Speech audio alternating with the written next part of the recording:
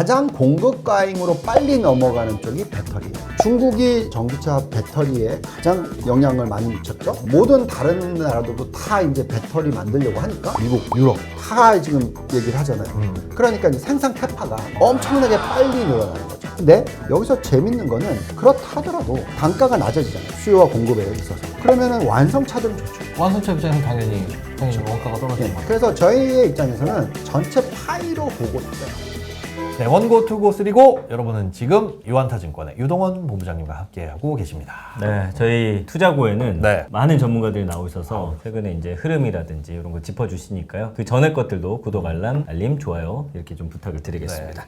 투자고만 보시면 돼요. 예. 모든 걸 다 할 수 있습니다. 네. 자, 2부 첫 질문 어떤 네, 것부터 저희가 1부에 좀 이어서 여쭤볼까요? 이제 예. 궁금하신 게 그래 올해는 힘들었어 라고 하는데 이제 내년에 전반적으로 내년이 시작하는 물론 사실은 그래요. 이게 1일에서 31일 그 다음에 1일 그렇긴 해요. 12월에서 1월 넘어가는 거 그게 시간의 흐름 연속성상에는 무슨 차이가 있겠냐마는 심리가 또 달라지잖아요. 그래도 이제 대부분의 이제 많은 분들이 바닥 다지기 들어갔다. 이제 그런 올라갈 얘기 거다. 많이 이런 전망들 전 좀 많이 봤거든요. 어떻게 보세요? 사이클적으로 보면은 네. 과거에는 금리를 올리기 시작해서 그때부터는 계속 경기가 그래도 괜찮기 때문에 예. 시장이 올라가요. 그러다가 이제 금리가 정점을 찍었었을 때 네. 그때 주식을 던져야 된다. 아. 이게 원래 기본 사이클이란 말이죠. 금리가 오르는 건 곧 경기가 그래도 체력이 뒷받침되니까 네. 그만큼 올리는 거다 근데 생각하고. 그렇게 했었을 때로 계산하면 예. 올해 장이 좋았어야죠. 그렇죠. 그리고 이제부터 다 팔아야 되겠죠. 그렇죠. 이제 슬슬 이제 눈치 보고. 근데 금리를 너무 빨리 올렸기 때문에 이게 이렇게 갔으면 괜찮은데 이렇게 되는 거니까 네. 오히려 여기서 깨지고 이렇게 될 때는 오히려 올라가는 올라가고. 추세가 되는 거죠. 아. 그래서 저희가 생각할 때는 지금 현재 시점에서 경기가 둔화되고 있는 건 이미 다 알고 있는 사실이고 네.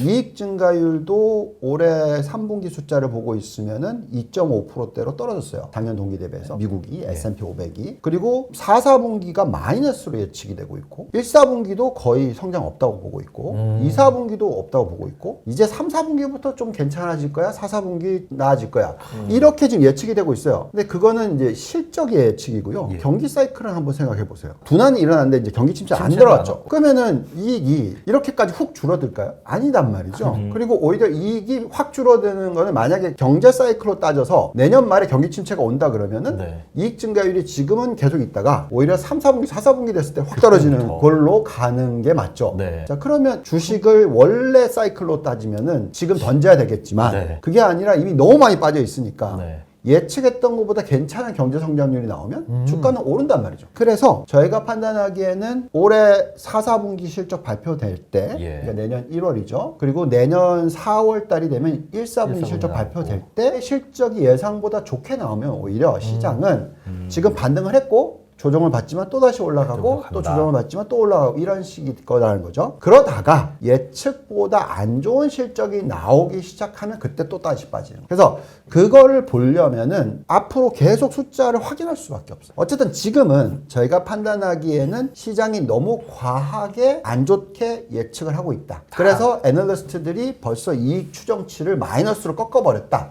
이미 경기 침체를 반영한 숫자를 4, 4분기로 집어넣고 있고 1, 4분기를 집어넣고 있고 2, 4분기를 집어넣고 있다. 네. 그러면 오히려 시장은 그 구간에는 반등이다 라고 저희는 지금 생각하고 있는 거죠. 그거를 눈으로 확인할 수 있는 거는 언제 실적이죠. 실적에 그러니까 4, 4분기 실적 확인하면서부터가 확인이 될까요? 되겠죠? 아니 예전보다 네. 한 두 수 앞을 봐야 되는 것 같아요. 언젠가부터 이 시장 자체가 나 가이 될 거야. 실적 나오고 해서 이런 흐름이 아니라 그걸 미리 예상해서 선반영돼서 치고 빠지고 뭐 이런 식이 되다 보니까 더 장이 좀 복잡해진 게 아닌가 저는 그런 생각이 좀 그래서 워런 버핏 같이 투자하셔야 됩니다. 말 나온 김에 워런 버핏이 TSMC에 41억 달러를 TSMC를 매수를 했다라고 하는데 네. 반도체 전체적인 시장 바닥을 다졌다? 뭐 이렇게 봐야 되는지 어떤 변화가 있고 그리고 뭐 TSMC 하면 당연스럽게 떠오르는 게 우리나라 삼성전자인데 장기적으로 봤을 때 뭐 이건 워런 버핏이 산 것이 득이라고 봐야 될까요? 실이라고 봐야 될까요? 뭐 어떻게 전망? 워런 버핏이 왜 샀느냐를 얘기하기 전에 그럼 반도체 사이클적으로 생각을 하자면 원래 원래 이 반도체 투자라는 것이 우리는 항상 메모리 쪽만 보거든요. 그러니까 삼성전자, SK 하이닉스이다 보니까. 예. 그래서 보통은 메모리가 굉장히 경기에 민감한 쪽이죠. 그러니까 뭐 PC 수요라든지 뭐 스마트폰, 소비 스마트폰 이렇기 때문에 결국 이 굴곡이 있는 거죠. 과거보다 많이 낮아지긴 했어요. 수요가. 그러니까 낮아졌다는 게 이제 그 베리언스가 적자가 엄청나게 났다가 흑자가 엄청나게 나고 이런 식의 어떤 사이클에서 적자 수준이 적고 흑자는 훨씬 더 높고 이런 식으로 변해가긴 했어요. 네. 그렇지만 어쨌든 사이클은 있는 거거든요. 예. 그래서 우리가 보통 반도체 담당 애널리스트들이 옛날에 한국에 대해서 예측을 할 때 높은 PER에 사고 낮은 PER에 팔아라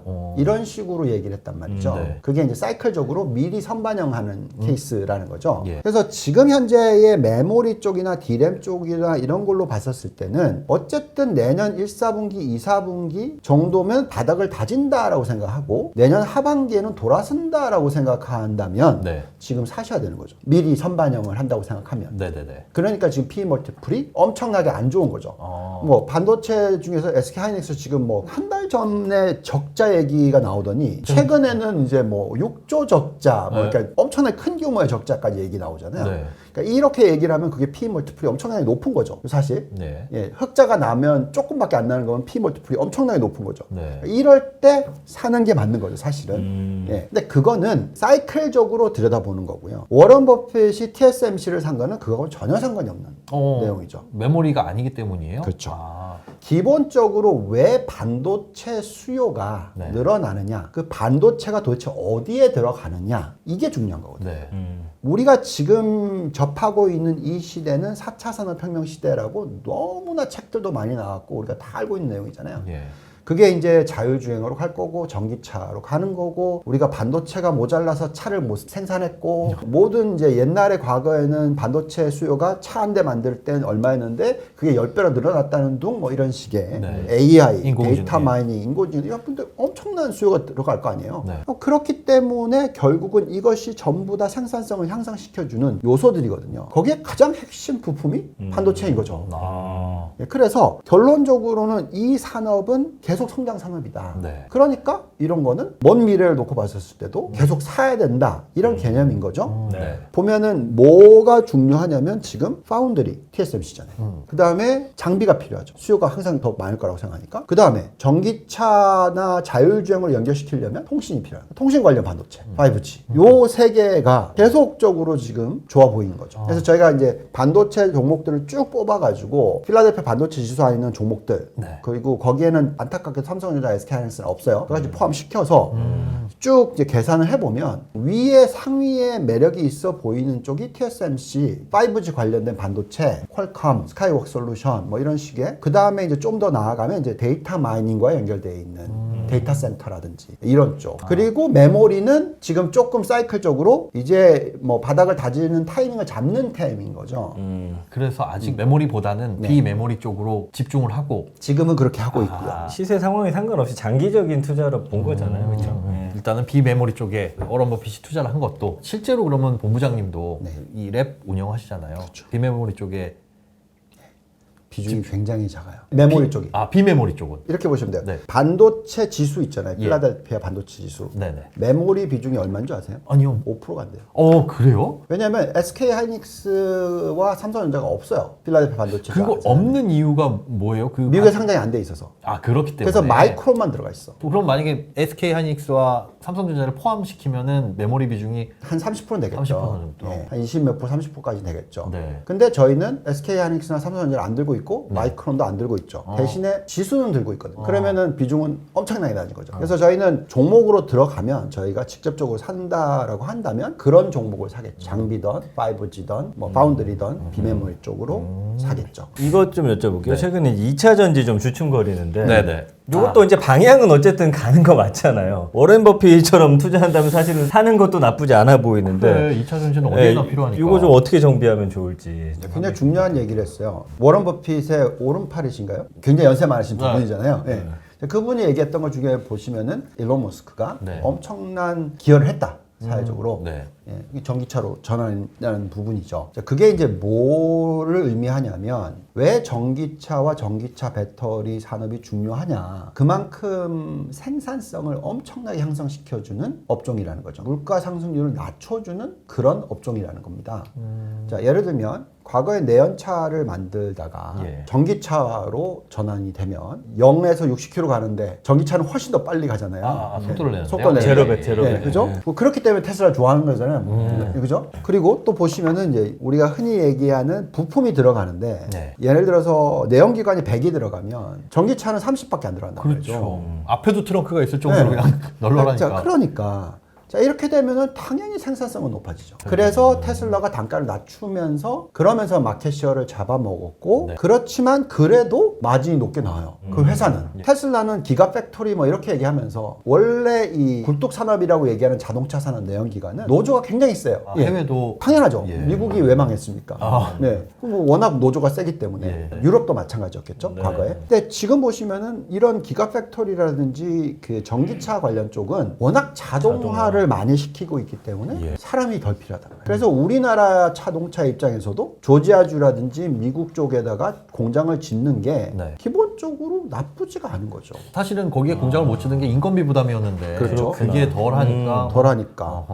결론적으로는 그렇기 때문에 그렇게 빨리 치고 나가려고 한 부분이고요. 그렇게 할 수 있는 이유는 그만큼 비용이 내연기관보다 훨씬 덜 들어간다라는 거죠. 그렇기 때문에 이 전체적인 그 흐름에 있어서는 굉장히 매력 있는 업종이 맞죠.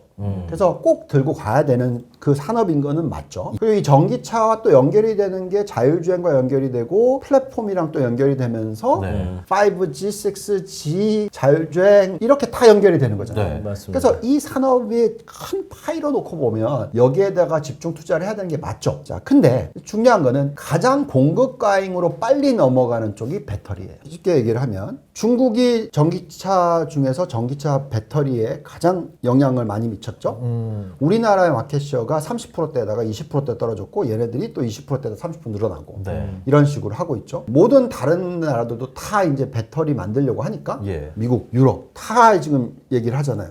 그러니까 이제 생산 캐파가 엄청나게 빨리 늘어나는 거죠. 근데 여기서 재밌는 거는 그렇다 하더라도 단가가 낮아지잖아요. 수요와 공급에 있어서. 그러면은 완성차들은 좋죠. 완성차 입장에서는 당연히 원가가 떨어지는 거니까. 그래서 저희의 입장에서는 전체 파이로 보고 투자를 하는 게 맞다. 전체 파이로 봤을 때. 그러니까 저는 그 배터리 아무리 많이 뛰어들고 그게 공급이 늘어난다고 하더라도 어차피 배터리를 만드는 소재 자체는 한정적일 테니까. 그리고 그걸 이제 공급하는 나라들도 제한적이잖아요. 그 광물을 캘 수 있는 곳도. 아무리 너도 뛰어난다고 해가지고 그게 공급이 많이 늘어날까 싶은데 어쨌든 전체적인 파이는 늘어날 것이다. 엄청나게 늘 거고 전체적으로 전기차 이 큰 업종에 있어서는 투자를 무조건 전체 글로벌 투자 비중 중에서 20%는 들고 가야 된다. 전기차 안에서도 통신 관련 쪽이 있을 수도 있고 배터리 쪽이 있을 수도 있고 전체 완성차일 수도 있고 뭐 여러 가지가 있을 거 아니겠습니까? 그래서 사이클적으로 놓고 봤었을 때는 가장 수익성이 좋을 수 있다라는 부분은 저희는 지금 현재는 완성차인 것 같아요. 그리고 반대로 가장 안 좋을 수 있는 건 배터리 쪽일 수도 있다라고 생각하는 거지.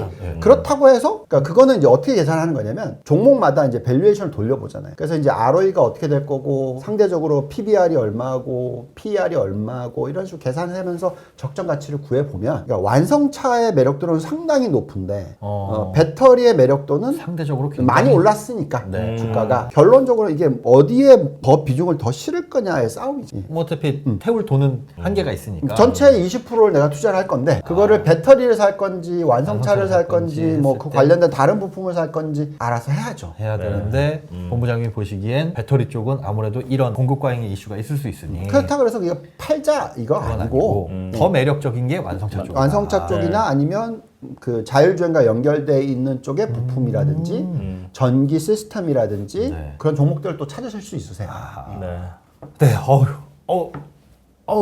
이렇게 본부장님 오시면 계속 저쪽만 쳐다봐서 제가 담이 와요. 어려운 얘기인데 홈박 빠져들 수 있도록 하는 그 흡입력. 감사합니다. 어떻게 이렇게 전체적인 흐름을 다 이렇게 꿰뚫고 계시는지 그냥 놀라울 뿐입니다. 볼 때마다. 그리고 2부가 이렇게 또 시간이 후딱 가서요. 저희 또 3부에서 깊은 얘기 나눠보도록 하겠습니다.